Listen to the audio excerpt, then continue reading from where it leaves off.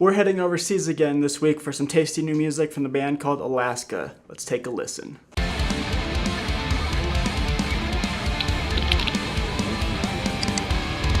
Hey guys, so the seemingly new band Alazka with a Z in the middle instead of an S is actually the rebranding of a band that was started in 2012 in Germany. They were first called Burning Down Alaska. I didn't hear them when they were Burning Down Alaska, and them as Alazka has kind of hit me from left field. I didn't really know much about them. They do stray on the melodic post-hardcore side music-wise, with some very well done vocals by the frontman and plenty of screaming to really ground them in that core genre. Now before I get to the album, I just wanted to congratulate our 250 subscriber contest winner. And now I know I'm about to break some hearts, but the winner is Justin Janda. That's right, he commented on my review of Thy Art Is Murder's Dear Desolation with his favorite album from 2011, and it was actually The Dreamer by hip-hop artist Common, so interesting choice there. But we had a lot of great submissions from that video.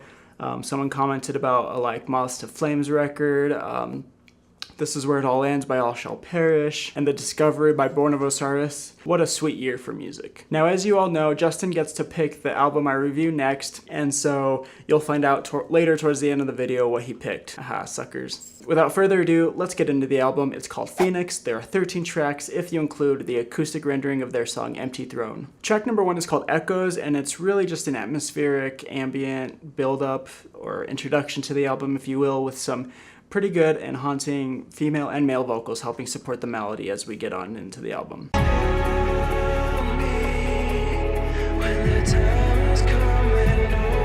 Now, as far as I'm aware, the band picked up a new clean singer, and you're gonna hear a lot of praise for him because he does do a really good job on this album. He's one of those kind of R&B metal singers. And so far in Ghost, the band has a pretty good mix of singing and screaming. They really bring out the melodic hardcore musical elements in this one too. There are just guitar melodies flying all over the place. I do definitely get a bit of a Slaves vibe on this track, and the lyrics for song number 1 are about trying to get over an issue you had with someone. You're wanting to kind of start all over with them, and just, you know, the struggles with something like that in a relationship.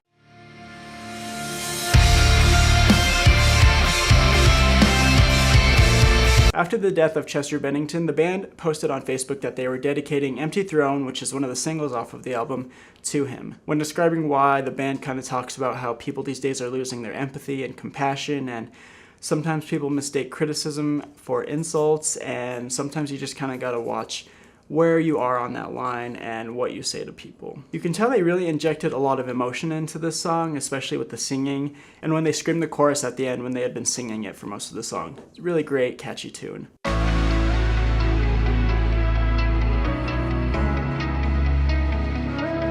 The heavy vocals dominate the witness for most of the track, but the beginning is a pretty chilled out ambient piece with some reverb-laden vocals and guitar before the band comes full on about 30 seconds in. Even though there is a lot of screaming during the verses, the music just gives out this really chill vibe, and I sometimes hate when people say chill. I don't want to overuse it, but that's just kind of what's coming first to my mind here.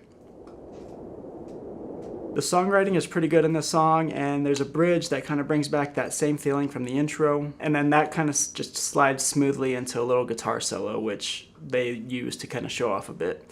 Haven't really been let down by these guys yet. I know you witness what I am, can bring myself to let it go. Oh yeah, one thing I remembered when listening to Everglow was that at times on this album I get a little bit of a 30 Seconds to Mars feeling, and that's not any specific member doing anything specific, but there are these times behind some of the choruses where they have this big gang singing choir feel behind the vocals, behind what's being sung, and I think that's a technique that 30 Seconds to Mars uses a lot to make their songs feel really grand and epic. It's a really cool technique, and this band utilizes that technique a lot on some of these songs.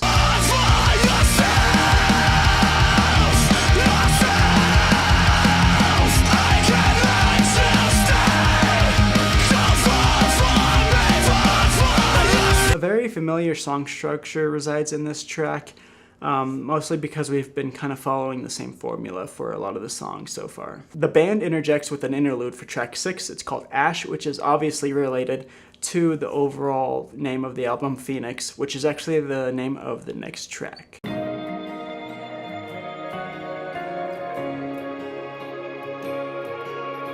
The song lyrically does a pretty good job of showing us why the band called it Phoenix, and in the tradition of a title track, I think it's what they want us to feel and know what the album as a whole is about. There's an interesting metaphor here that I personally interpreted of a phoenix rising from the ashes after it's dead. They are rebranding themselves, they are rebirthing themselves, if you will, with this new name, because a lot of the current members weren't in the original band when they came up. So again, it's a nice little metaphor there with the phoenix and coming from the ashes and all that. So yeah, the song is kind of talking about taking a leap of faith, and that is portrayed through the lyrics, light a match, see if you can make it through the fire. It's a great metaphor of a song, and I really like how they use some acoustic guitar to add some flavor to it. And it's another emotional one with the singer hitting some impressively high notes. If you just let me.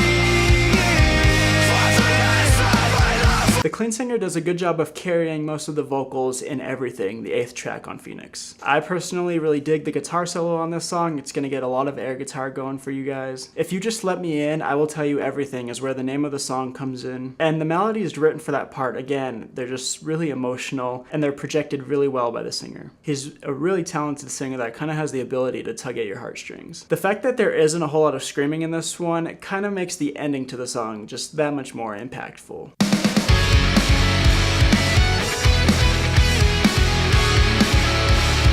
By this point, the band has really developed their own sound, and it's been pretty consistent throughout the whole album, with a lot of the guitar work, a lot of the lead guitar work sounding pretty much the same throughout all of the songs so far, and I can't decide if that's a downfall or not for me. That being said, I think that the main riff in Hearts of Gold is one of the most memorable ones, and the chorus is one of the catchiest, again using some more of that gang singing. This track consists mostly of screaming again, and we get the first little taste of what I would call a breakdown around 2 minutes and 40 seconds. That's kind of the first time it's happened on the record, but again, using these techniques sparingly makes it that much more impactful for the band.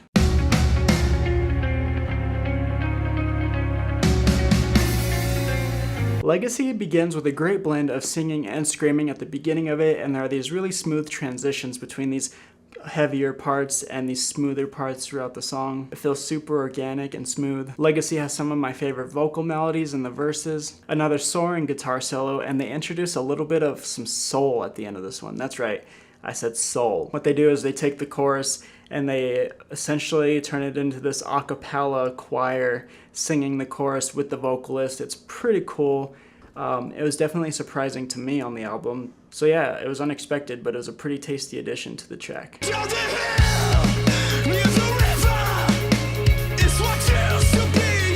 Definitely getting the Johnny Craig vibes with this song and the singing, which I'm kind of torn about because I'm typically not a big fan of this type of singing, and Johnny Craig is such a piece of shit. But this guy's voice is on my good side for now. We get another demonstration of how the band is really good at creating a contrast between the super angry, aggressive vocals and these softer, catchy melodies that sit beneath them. They are able to blend that really well, and I think it's a staple of this album.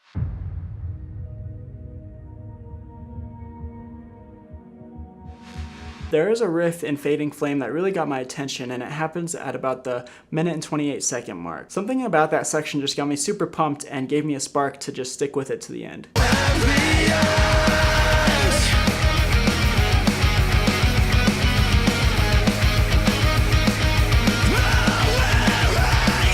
Pretty typical song for this album, nothing super exciting about it other than that riff, but there's nothing bad about it either. In conclusion, Alazka has released a pretty killer album. They've definitely developed a sound that can be used to identify them, and I think people are going to be really surprised by this one. It's a great melodic post-hardcore album with some really good singing on it. The singing might not appeal to a lot of metal fans, but the post-hardcore community will definitely find a lot to love about this album. If I had to choose a favorite song, I would probably go with Hearts of Gold, and to be honest, I can't really pick a least favorite song at this point, so I might have to get back to you guys on that. Okay guys, so those are just my thoughts on Phoenix by Alazka. Just got released, and I appreciate you guys hanging on this long if you have so far. And so now I'll announce the next album review I'm going to be doing, picked by the winner of my 250 subscriber contest winner, Justin Jonda, and he picked... Drum roll. Dear Youth by The Ghost Inside. solid band, solid album. I'm excited to revisit it and give you guys my thoughts on it. So keep a lookout for that review in the coming weeks. Also, make sure to share these videos around, drop it a like, comment down below, keep it going, because the next contest isn't going to happen until we hit 500 subscribers. So we've got a long way to go, but I think we can definitely get there. Thanks for joining me today, guys. Go check out my new segment that I have on the channel called Blast Beat Reviews, where I go over multiple albums in the same video. Gonna keep that going. I think people really enjoyed it so far. And I'll catch you guys soon with some more reviews. Thanks, guys. Rock on.